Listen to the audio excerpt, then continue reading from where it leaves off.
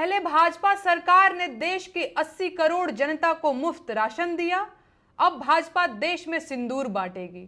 मैं हैरान हूं कि भाजपा देश की जनता को समझती क्या है।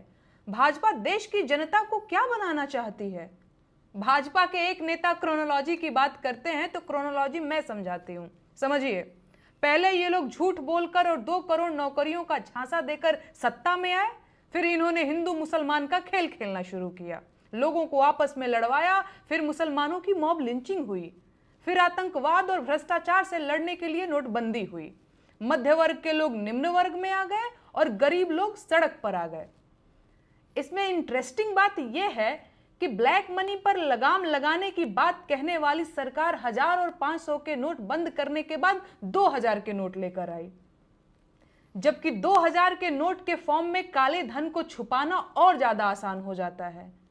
तो अब आप सोचिए कि इससे काले धन पर लगाम लगी होगी या इसमें इजाफा हुआ होगा। खैर, तो नोटबंदी की वजह से बहुत सारे हिंदुस्तानी भयंकर गरीबी की चपेट में आ गए। लेकिन इस दौरान मोदी जी की सरकार नौकरी के सवालों के जवाब में हिंदू मुसलमान की बातें करती रही। गरीबी से घिरी जनता ने जब विदेशों से लाए जाने वाले काले धन की बात करके 15 लाख की मांग की तो उसे पूरी बेहयाई के साथ खीसे निपोरकर चुनावी जुमला बता दिया गया और गरीब जनता बेचारी हक्का बक्का होकर मुंह ताकती रह गई। फिर आया कोरोना, लॉकडाउन लगा, दवाइयों और ऑक्सीजन की कमी से लाखों लोग मरे और बर्बाद हो गए। अस्पतालों से लेकर शमशान घाट तक लाइनें लगी थीं और देश की आधी आबादी सिर मुड़ाए घूम रही थी, लेकिन मोदी जी थाली पिटवाते हुए आपदा में अवसर का नारा लगा रहे थे। ऐसे में लोगों को याद आया कि सरकार का काम तो स्वास्थ्य व्यवस्था को मजबूत करना है, न कि हिंदू मुसलमान करना।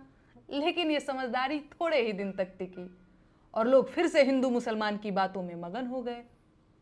रोजगार की बातें करना अब आउट ऑफ फैशन हो गया है और सरकार से सवाल पूछने पर गालियां दी जाने लगी हैं।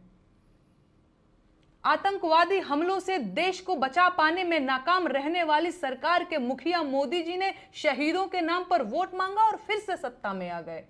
और अब सरकार के चमचे और अंधभक्त रोजगार और महंगाई की बात करने वालों को देश विरोधी कहने लगे थे। तो जाहिर है, भयंकर गरीबी और बेरोजगारी, महंगाई के बावजूद लोगों ने इन सवालों को छोड़ दिया और आज हालत यह है कि देश की 80 करोड़ जनता सरकारी खैरात पर जिंदा है।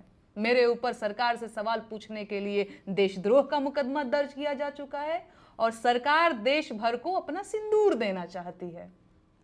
अब मुफ्त सरकारी अनाज खाएंगे तो सरकार का सिंदूर लेना भी पड़ेगा और लगाना भी पड़ेगा। मैं हैरान हूं कि क्या जनता अभी तक सच में ये नहीं जान पाई है कि भाजपा की सरकार आम जनता को समझती क्या है।